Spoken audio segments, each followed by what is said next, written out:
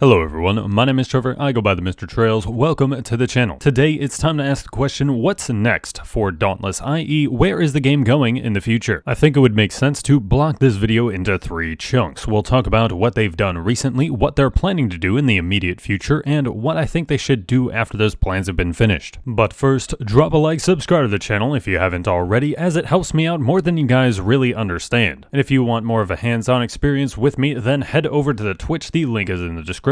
That's also where I do the majority of my Hunt Pass giveaways for Dauntless. Let's start with reflecting on what the Dauntless developers have done recently in the past year or so. Most recently, we got Radiant Escalation, and 370 days before that, almost exactly a year prior, is when the Chronivore initially released. On the island, the paradox breaks. We of course got the Radiant legendary weapons and the Chronivore armor at this time, as well as the Pulse Cell, and these things coming in the 1.6.3 patch. In 1.6.5, we had the exotic weapons return to the game, and this is when the Time Weave armor set was released. In July, 1.7.0 Omni Cells were created, taking over for the Lantern Tap abilities. Omni Cells released with Iceborne, Discipline, and Bastion being the only 3 options. This is also when we were given Heroic Escalation, which would release over the next few patches. In 1.7.1, we got Thunderdeep Drask, which came along with new weapons and armor that were a bit underwhelming due to the weapons not getting their own unique effects. In 1.7.3, we got the Tempest Omnicell, the Blazeworks Hunting Grounds, as well as the Repeater Refresh. Repeaters then became the best weapon in the game by far for a few patches. In 1.7.4, we got Phalanx, which gives us new weapons and armor, and the new cell Omnisurge. The weapons and armor weren't incredible, but Phalanx did provide a bit more of a challenging spin on the bird fights. And already in 1.7.5, the Phalanx weapons were buffed, but were still not really good. In 1.8.0, we got cell recategorization and XP banking. Both of these changes were controversial for a number of people, XP banking more so just for not being as good as you'd want it to be, but in 1.8.1, we got Bloodshot Shroud and the Revenant Omnicell. Revenant wasn't quite meta right away, at least not in Trials, but is probably what you would consider to be the best Omnicell now after a volley of discipline nerfs. In 1.8.3, we got Savit, which came with weapons and armor and the Tactician perk. The Savit weapons being a great success, becoming the best shock weapons, but the Tactician perk not exactly getting used like ever. 1.8.3 is also when the highly controversial Chainblade Reworks was released. What people expected to be just some minor changes to the weapon combos to make them perform a bit better actually ended up completely ruining the existing playstyles, and made a lot of people who loved the weapon quit the game. 1.8.4 was when Deep Frost Embermane was upgraded to Frostwolf, getting its own weapons and armor and a brand new perk, Aegis. The Frostwolf weapons becoming the best weapons in the game for a short while, so long as the build was using the Aether Drive tonic. It was so good it had to be nerfed a bit, but is still very competitive at its current values. While you don't exactly see Aegis around in builds too often now, it did have a bug with it allowing you to one-shot behemoths with Bastion. Once 2022 started, this is when their content schedule started slowing down a bit. 1.9.0 didn't really give us anything super special, an upgrade to the Chainblade heavy attacks as well as the bounty upgrading system. We didn't get much of anything until 1.9.3 when we got Lightbound Koshai and the Artificer Omnicell. While you don't hear too much about how good Artificer is, it's pretty much a requirement in squad trials to have at least 1, and sometimes 2 trials players will be using it. And unfortunately, this is when it took the devs from March 2nd, the 1.9.3 release, until May 25th, the 1.10.3 release, to give us anything super substantial. And a couple of weeks ago, we had Radiant Escalation, the new Behemoth, Alira weapons and armor, and the new Invigorated Cell. And in 1.10.4, our most recent patch to date, we were given new Legendary Escalation amps for Radiant Escalation. These are actually better than Virulent Impact, becoming the best amps in the game. You know, they're better than Virulent Impact, the thing that lets you one-shot Malkarian with the proper setup. But that's basically the past year of updates covered. Now let's talk about what they currently have planned,